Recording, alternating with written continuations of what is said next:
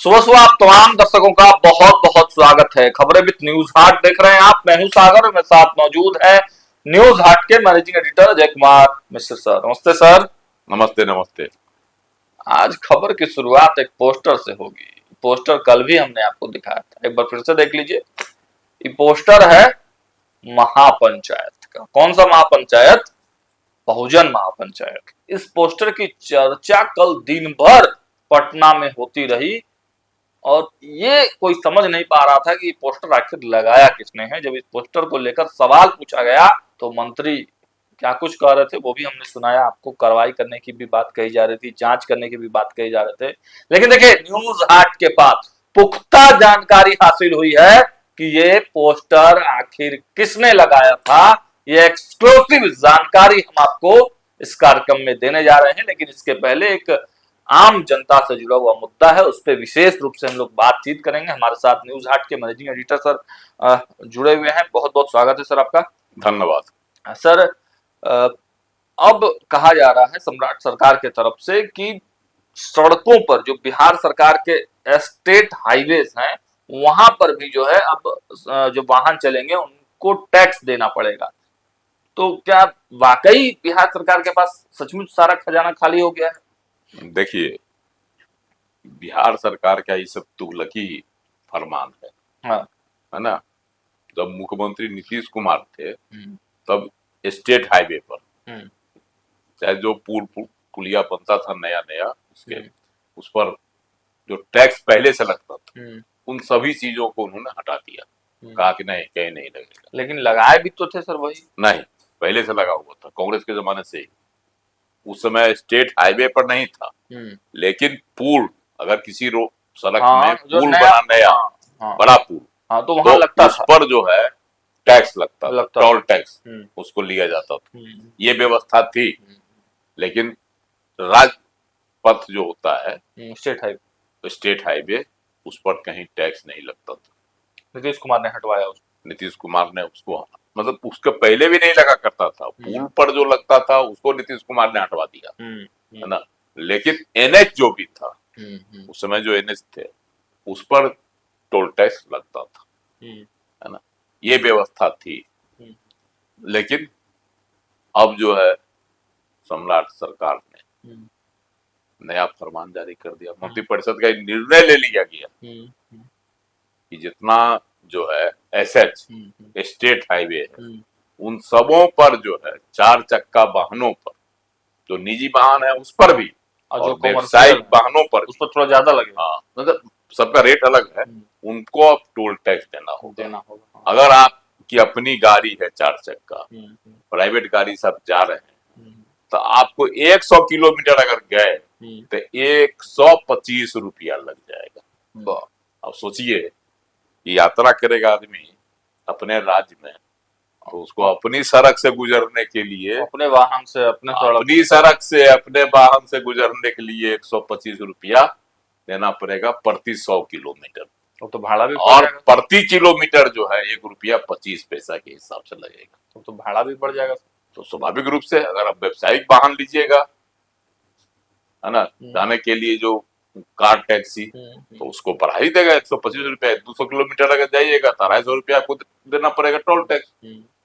अपने जेब से थोड़े देगा। तो बोझ तो पड़ेगा आम पब्लिक पे ही पड़ेगा। और जो व्यावसायिक वाहन है उस पर भी बढ़ा दिया गया है।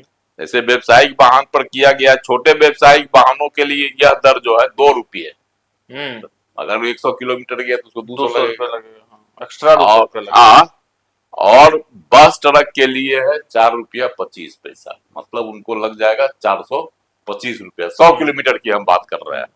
उससे अधिक जो जाएंगे तो फिर तो अधिक लगेगा। मतलब बाहरी स्टेट से जो सामान भी सर आएगा हमारे स्टेट में तो उस पे भी जो है अच्छा खासा उतना ही नहीं है। बड़े वाहनों और 7 एक्सेल वाले भारी वाहनों पर जो टैक्स है वह 606 रुपये 65 पैसे से 8 रुपये 10 पैसे तक प्रति किलोमीटर। मतलब आप सोच लीजिए कि अगर 100 किलोमीटर अगर गया 7 एक्सेल वाला वाहन तो उसको 8 रुपया 10 पैसा, मतलब 100 किलोमीटर पर 810 रुपया लग जाएगा। तो वो उसके अलावे अगर जो है बड़े निर्माण वाहन जो सब लेके जाता है उस सब पर लग जाएगा 6 रुपया 65 पैसा।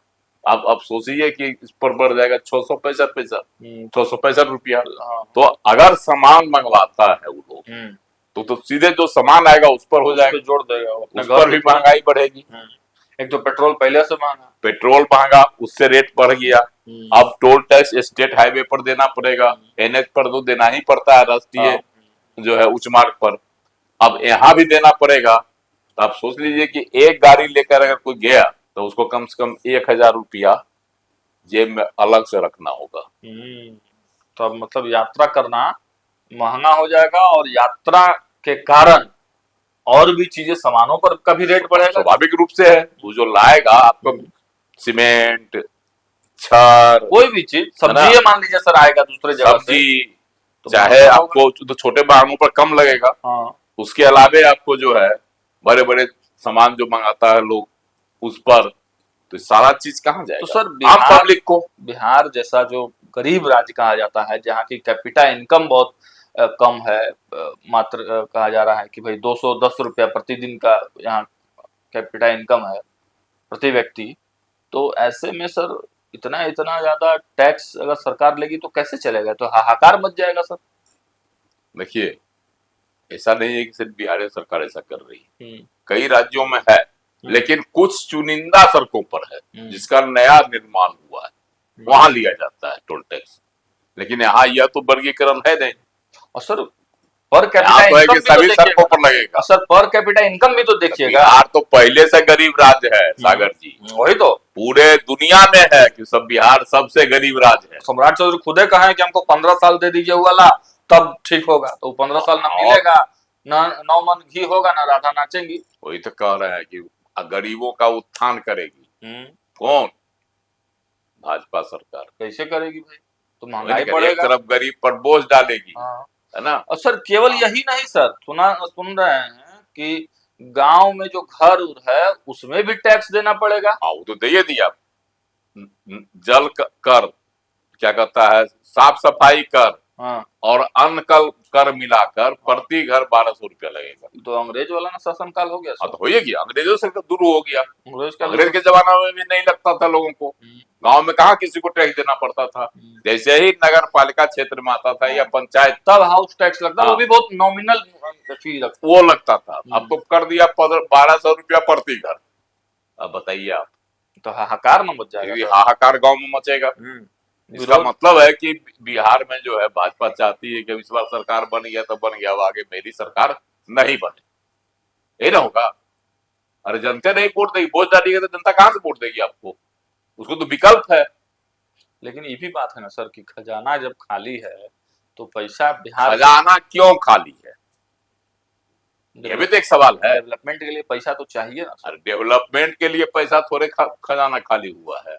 मुफ्तिया बांटिएगा 10,000 से लेकर 2 लाख, सब मुफ्ते बांटिएगा तो लाइए, मुफ्त कर्जा लिए ये अमेरिका से, तब ना बांटिएगा कि खाली बांटवे कीजिएगा, उसके बाद जनता से जेबी से निकालते जाइएगा। ये 10-10 हजार रुपया जो बांटा गया है उसी का बोझ है, उसी का बोझ है जनता। और क्या, और तरह के कई तरह का मुफ्त में देता है लोग, तो मुफ्त में देता क्या?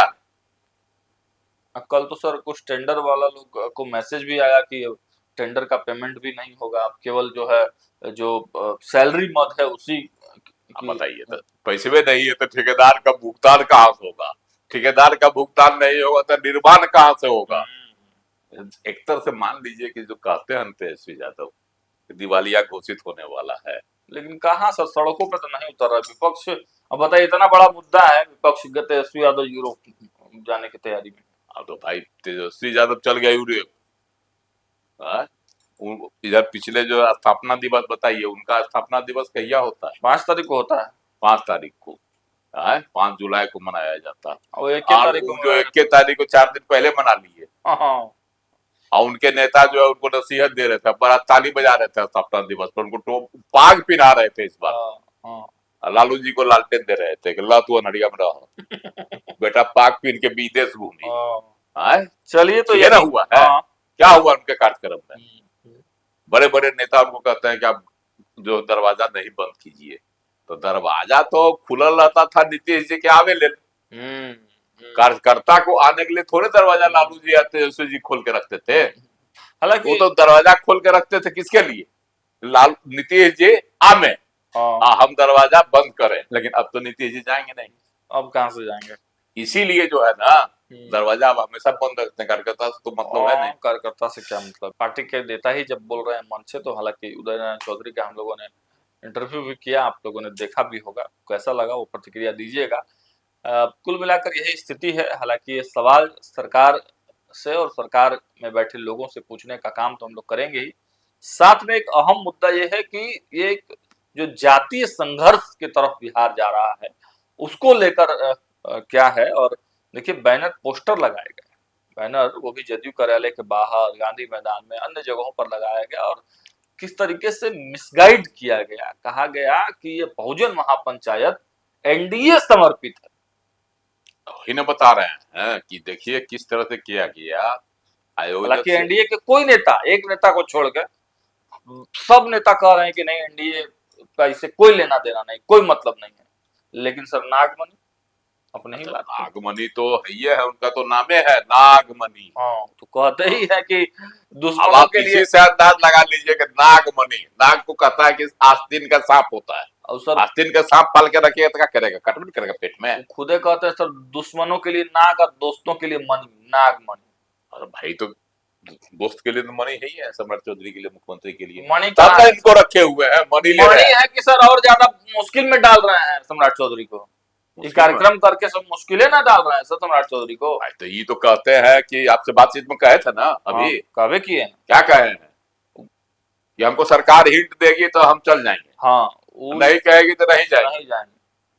इसका मतलब है कि इनको कहीं ना कहीं भरोसा है कि सरकार हमको हिंट देगी। हालांकि उन्होंने बातचीत के दौरान यह कहा कि डीएम से हमारी बातचीत हुई है, डीएम ने परमिशन नहीं दिया है।